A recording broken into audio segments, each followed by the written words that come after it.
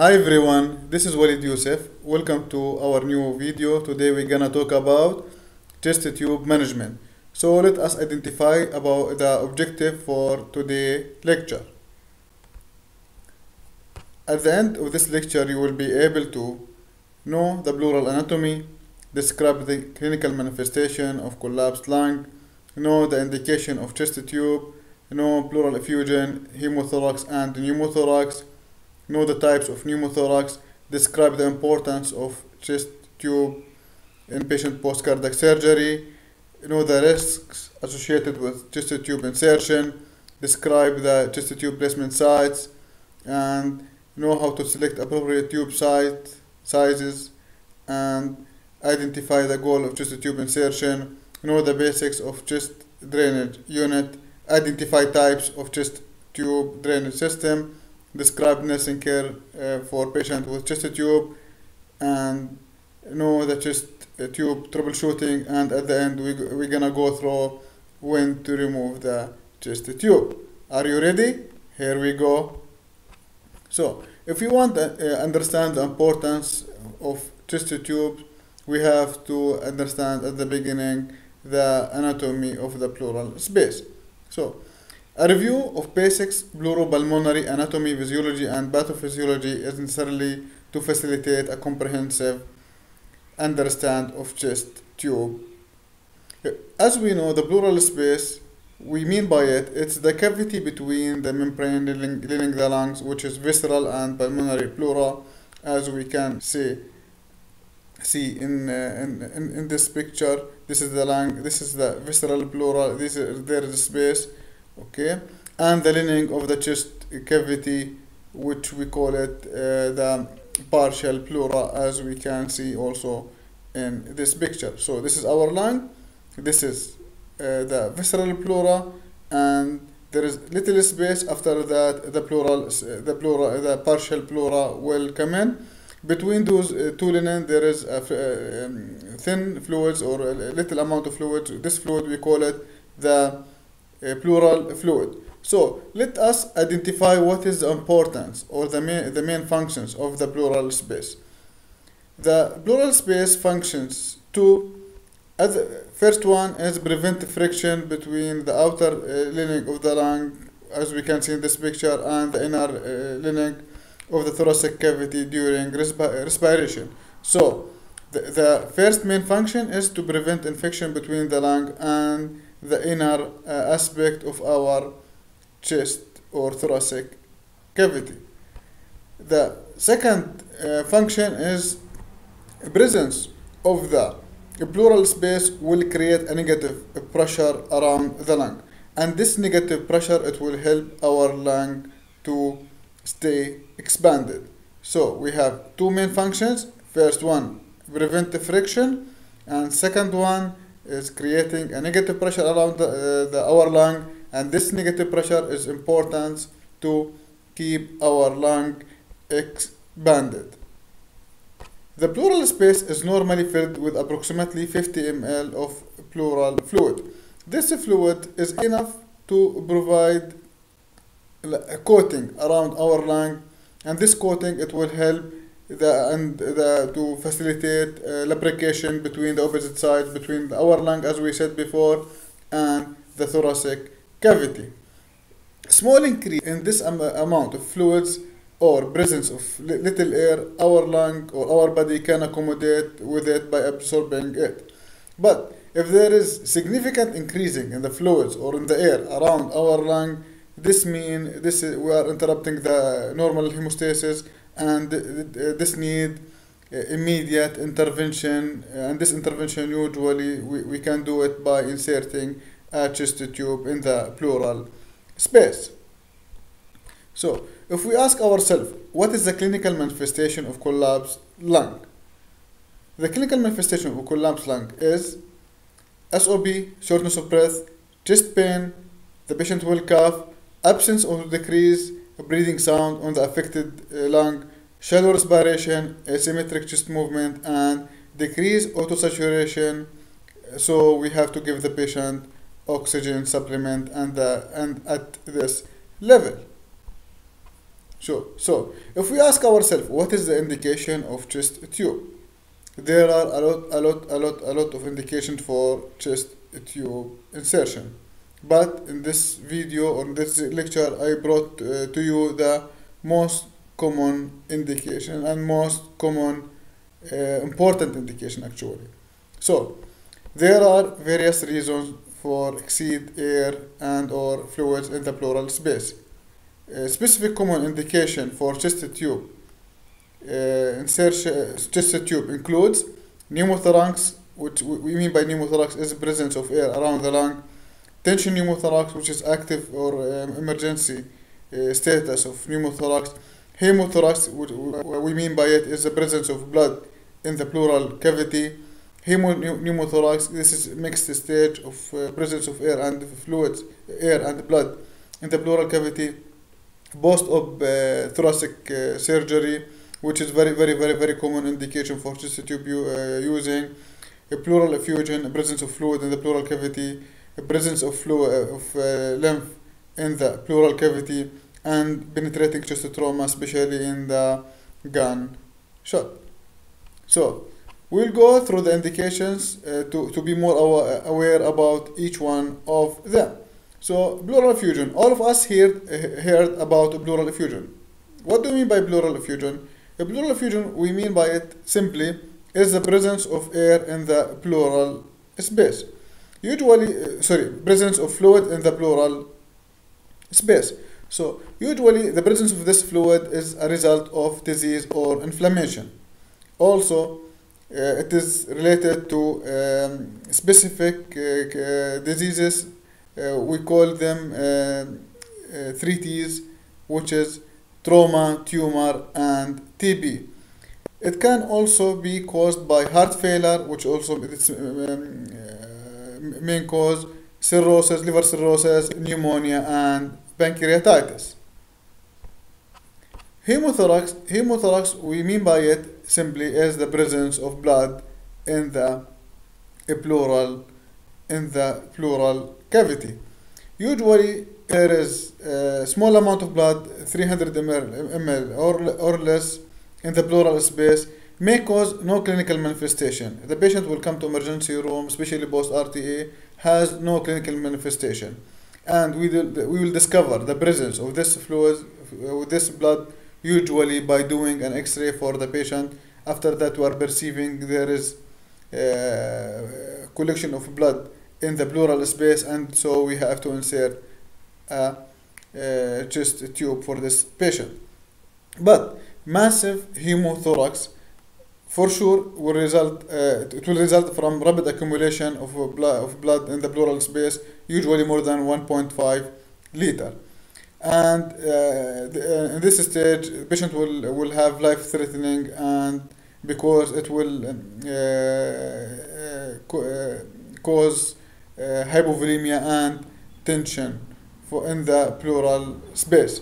So usually the rib fracture and pulmonary parenchymal disruption are the most common for causing the hemothorax. So pneumothorax we mean by it simply is the presence of air around the lung.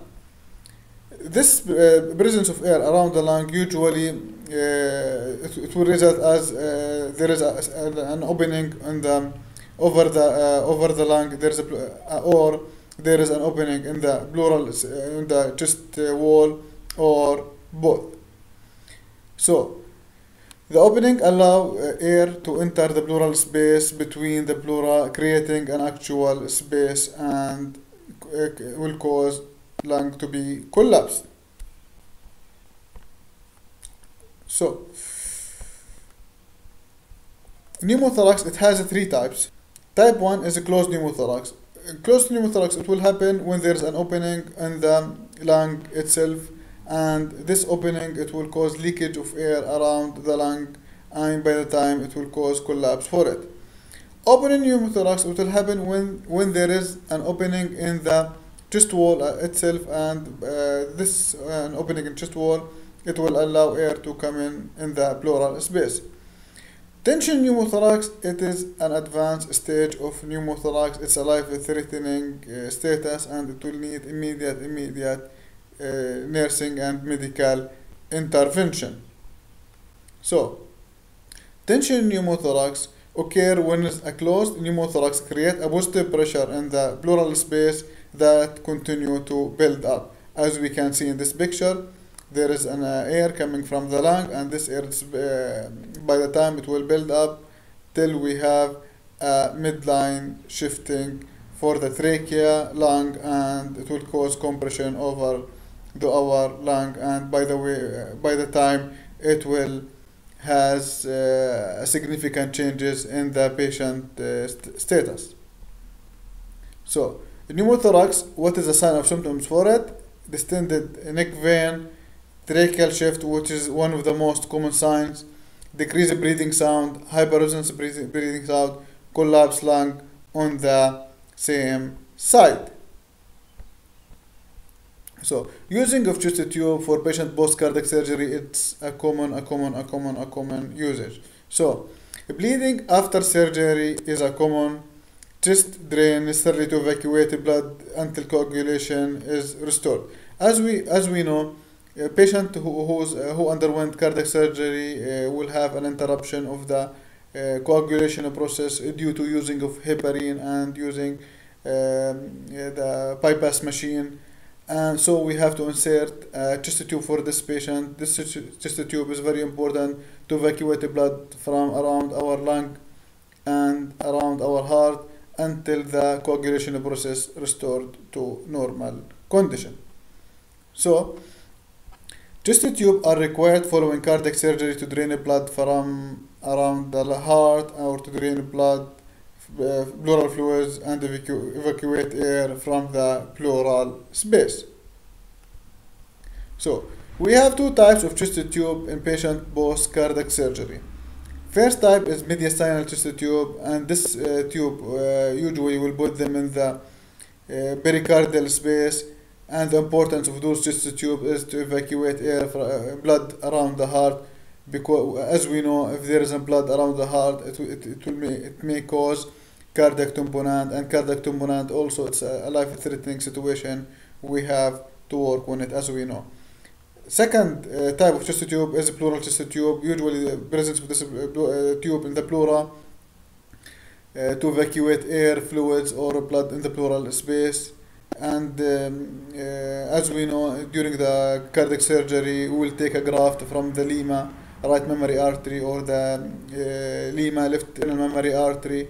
And when we take graft from those two places, we will disrupt the pleural space, and we have to put a chest tube to restore the normal condition around normal hemostasis around our lung, to evacuate blood, as we said, blood and air, as we said before. So, if we ask ourselves, what is the risks associated with chest tube insertion? Okay. First risk is bleeding. Bleeding, usually if the patient has a problem with his coagulation process, we may put him at risk for bleeding at the insertion site.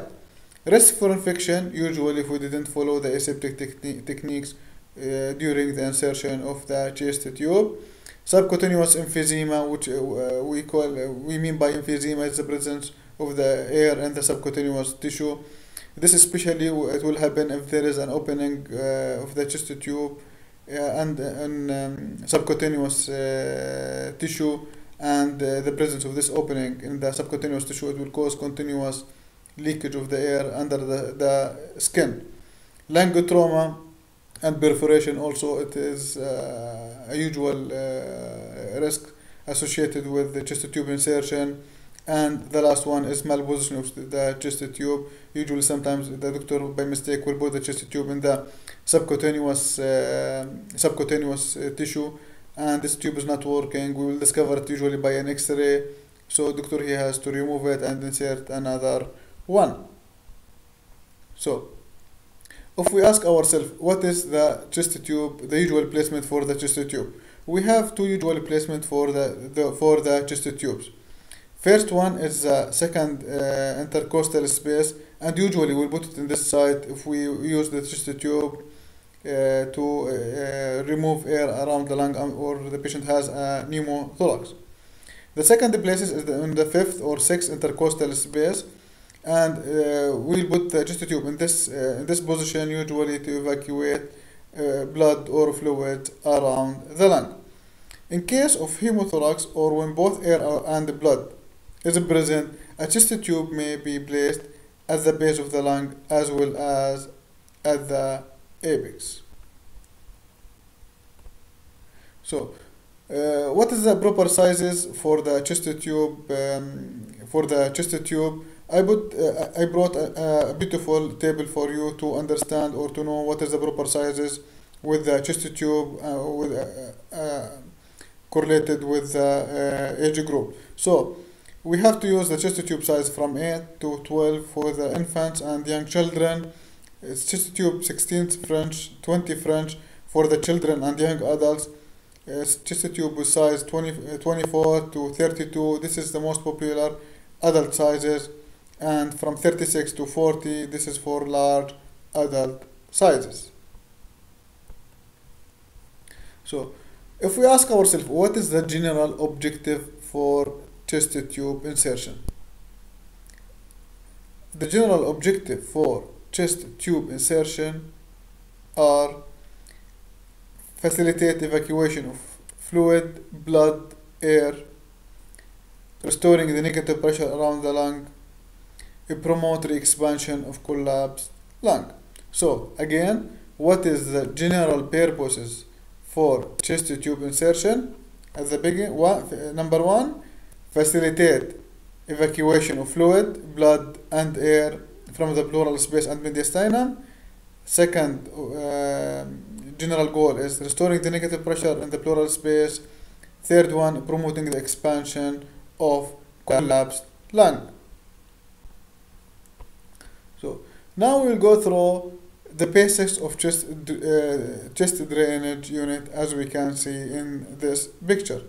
A chest drainage unit is a device used to collect chest drainage, air, blood, and effusion. It has 3 chambers both on the old bottle system. The 3 chambers each provide a separate function of fluid collection, water seal, and water suction.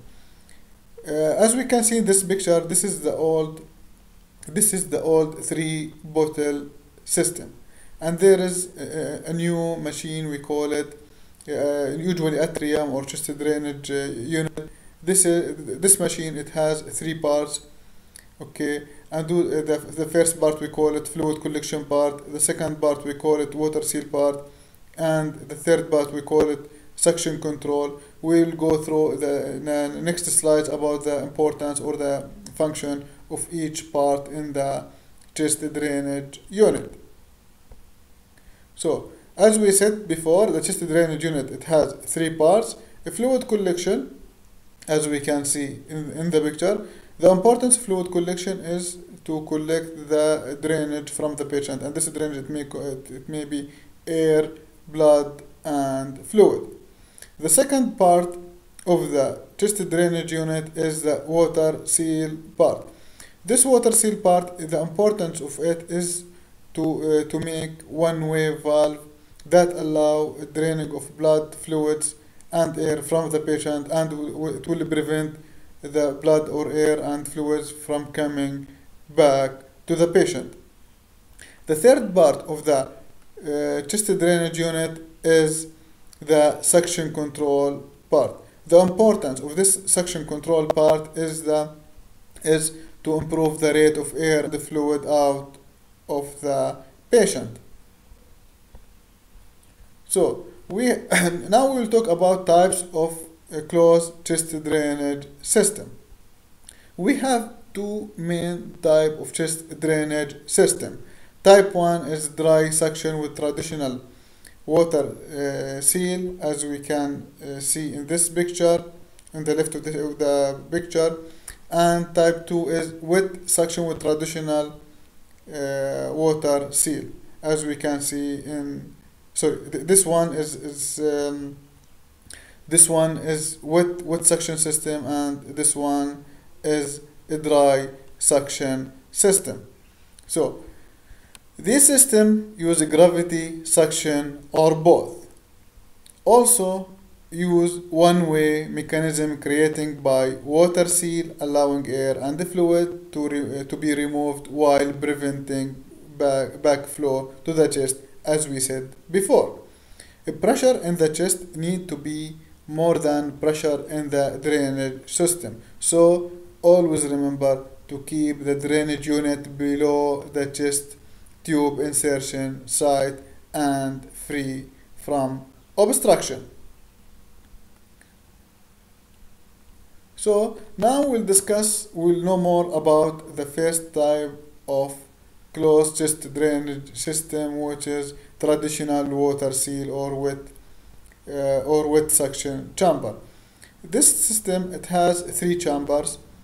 Chamber number one is collection, water seal, and wet suction chamber. As we can see in this picture, here we have the collection chamber, here we have the water seal, and here we have the wet suction chamber. Sterile fluid to be added into the water seal and suction chamber. As we can see, the blue fluids in this chamber and here. We have usually to fill fluids here and here. So this we call it wet suction bottle. This wet suction, again, it has three chamber. Chamber number one is for fluid collection. Chamber number two is for water seal, and chamber number three is for wet suction. It will work as wet suction chamber.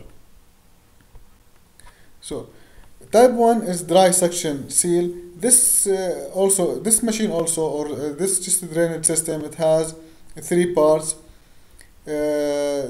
Part number one is collection part, as we saw in the previous type, and the chamber number two is the water seal chamber, as we can see here also in the picture. The third one is the wet suction control. We have the main difference between the wet suction and dry suction.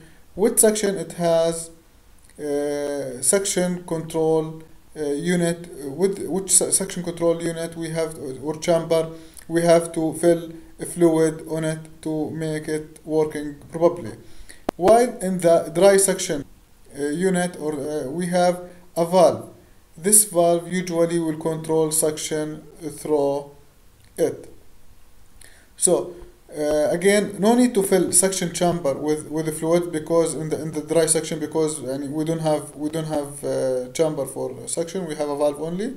Suction pressure is set with regulator, as we said. So again, let us repeat. The wet suction, it has three chamber: collection chamber, water seal, and wet suction chamber. While the dry suction, it has three chamber also. Chamber one is for collection and water seal, but the main difference, the dry section, it has a regulator to control the suction. So let us again do a comparison between dry suction and wet suction. So a dry suction is a safer, as wet system device can tip over and spill. Why? Because as we said in the previous slide, dry section, it has only the water seal chamber, while the wet section, it has two chamber to be filled with the fluid, which is the water seal and wet section chamber, and those chamber the patient may accidentally causing fall down of the drainage unit, and the fluid, it will be spilled. In addition, a dry suction system provide other advantages, such as higher suction pressure level. So if you want to higher suction pressure level, the dry suction is better than wet suction. Second advantage of the dry suction is easiest setup, because simply we have to fill only the water seal, not like the wet suction. We have to fill the water seal and with suction chamber. Quit operation because there is no bubbling. It's more calm for the patient and for the staff even, and the absence of fluid that can evaporate it. Usually the wood suction chamber and the wood suction, it will evaporate by the time, and this evaporation, it will affect its function, and it need follow up by adding water frequently on it. So with suction control, regulate suctioning pressure by high of the column of water in the suction control chamber. So the presence of air in the wet suction chamber, it will reflect the negative pressure in the chest drainage unit. So if, as we said before, if there is a decrease in the level in the wet suction chamber, it will affect the effectiveness of the chest tube and chest drainage unit. The dry suction control system regulate suction, as we said before, mechanically rather than with the column of water, because, as we said before, it has a valve controlling the suction level. So now we'll discuss a very important part in our today lecture. What is the nursing care plan and consideration for the patient with chest tube? So at the beginning, we have to assess our patient for the comfort level. We have always to make sure our patient don't have pain, because if our patient has pain, this pain, it will not facilitate the re-expansion of our lung. It will not facilitate or help the patient in taking deep breath. So always assess your patient for the pain and offer analgesia if indicated. Second, nursing care and consideration, we have to do daily chest X-ray. By doing daily chest X-ray for patient with chest tube, we will see the improvement in the patient condition. We have also to auscultate the lung sound to see the air entry bilaterally. We have to assess for the rate, rhythm, and depth for our respiration. We have also to monitor the patient vital signs, because also it will indicate the improvement of the patient condition. We have also to observe the drainage amount, color, and consistency, because also it will reflect the improvement of the patient. Monitor dressing status and drainage from the insertion site. We have always to keep an eye on the insertion site, and in the dressing, it should be always dry and intact. Monitor chest wall at the insertion site for subcutaneous emphysema or air leak.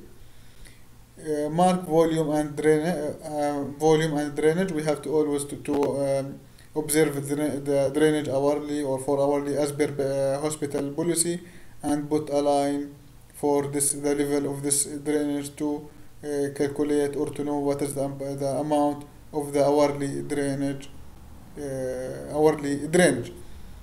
Mark tube to ensure that it does not become dislodged. Always we have to know the level of the tube in the patient wall, so we can track or know if this tube pulled out and there is malposition of the chest tube. We have also to check always the tubing for the chest tube. It should be always dependent to facilitate the drainage of fluids. We have also to check the water seal chamber for bubbling and tiddling. We will go through both of them. Check the level of water, especially in the water seal chamber and suction control chamber if we use the wet suction system. Check the tubing to the wall suction if applicable. So don't strip or milk the tubing to remove clots. This is very important point. Don't strip or milk the tubing to remove clots. If the patient has a clot in the chest tube, squeeze them in the direction of the drainage container. So again, don't milk the chest tube. If the patient has a clot, squeeze it into the direction of the drainage container. Drainage usually should be gradually decreased and change from bloody to pink to straw colored. A sudden flow of dark bloody drainage that occurs with position change is often old blood. Because of that, usually before removing the chest tube, we will encourage our patient to be ampulated to improve or facilitate the drainage of all the blood if it is present in the pleural cavity. Decrease or absence drainage associated with respiratory distress may indicate obstruction. Again, if there is a sudden decrease in the drainage from the chest tube, and this is the decreasing of drainage associated with respiratory distress, it is indicate the blockage of chest tube. So we have directly to check it. Decrease or absent drainage without respiratory distress may indicate our lung خلاص it's normally re-expanded. Excessive chest tube output is an indication of surgical intervention, and this point it's very important, especially in patient post cardiac surgery. If there is excessive drainage output, it is an indication of surgical intervention. Usually it is a reflection of bleeding. So early monitoring also it's a very important subject in the chest tube drainage unit. So constant bubbling from right to left in the water seal chamber indicate an air leak. Usually we have to see a constant bubbling of the air coming from the right side of the water seal chamber to the left. The water seal, as we said before, act as a one-way valve. Bubbling occurs during exhalation if the patient is breathing spontaneously. For the patient who are on mechanical ventilator, and if we are using a PEEP, we will see a constant bubbling in the water seal chamber. Air leak is expected when the chest tube is initially placed for patient with pneumothorax. So, air leak monitoring. Water seal is a window in the pleural space. If the air is leaving the chest, bubbling can be seen. An air leak meter, we have a meter from 1 to 5. We provide a way to measure the leak and to monitoring it over the time, getting better or worse. As we can see, this is the water seal chamber, and this chamber, or the importance of it will work as an opening or a window into the pleural space. Through this window, we can see the air.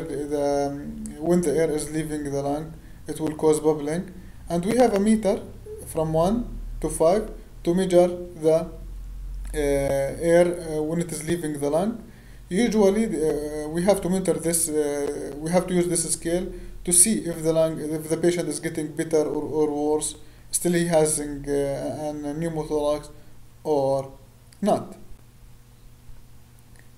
Tiddling or fluctuating in the water seal chamber occur when respiration. The water level should raise with respiration and fall during expiration. This fluctuating indicating a pressure changing in the pleural space. Loose fluctuating, that can mean the lung is re-expanded, as we said before, or the system may not be functioning properly. If tiddling stops, the patient should be assessed. Assessment of the chest drainage should include loop for kinked if it is kinked, or if there is any obstruction.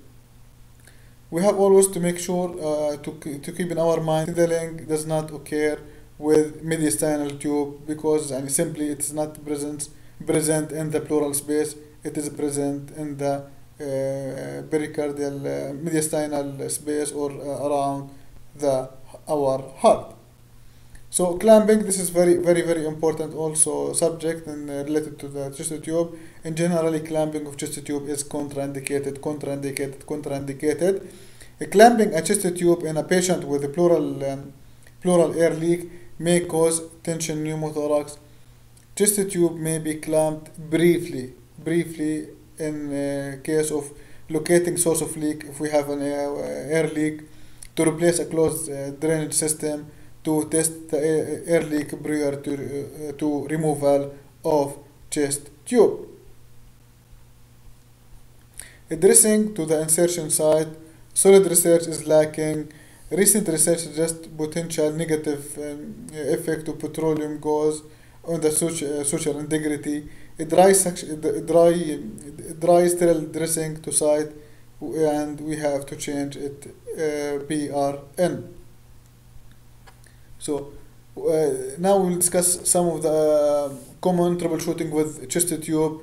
What we have to do if there is an accidental discontinuation of chest tube and chest drainage system. So we have to reconnect it as soon as possible. Place the end of the tube in sterile water until a new drainage system available. Monitor patient for signs and symptoms of respiratory distress, and we have to inform our physician immediately. Another common troubleshooting is what we have to do in accidental dislodgement of chest tube. Seal off the insertion site with a dry, sterile dressing or petroleum gauze. Secure it from 3 sides. We have to notify the patient as soon as possible. Assess patient for the sign of symptoms for respiratory distress, and we have to prepare for again chest tube insertion. We have also to watch our patient for tension pneumothorax. So the last part for today's lecture is when we have to discontinue the chest tube. We have certain importance criteria must be met prior to the removal of chest tube. If the chest tube was used to drain fluids, the lung should be fully expanded and the daily fluid output should be less than 100 to 200 ml per day. If the chest tube was placed to respond of pneumothorax, the lung should be fully expanded and an air leak should not exist during suction or if the patient is coughing. So our conclusion for today's lecture: patients who are diagnosed with pneumothorax, tension pneumothorax, hemothorax, or any other condition that involve inadequate inflation of the lung require a chest tube. When managing the care of patients who have chest tube, it is important to fully understand what to do in case a problem arises, as we said in the example for that in troubleshooting what we have to do. It is also important to be able to assess when the chest tube is ready to be discontinued. Nurses and other healthcare professionals who are responsible for the safe delivery of care should be knowledgeable about respiratory pathophysiology, sign of respiratory compromise, and the care and management of intervention that may be utilized to ensure adequate respiration. At the end of this lecture, I want to thank all of you. Please don't forget to like, share, and subscribe to my channel. Waiting me in a new video soon, inshallah.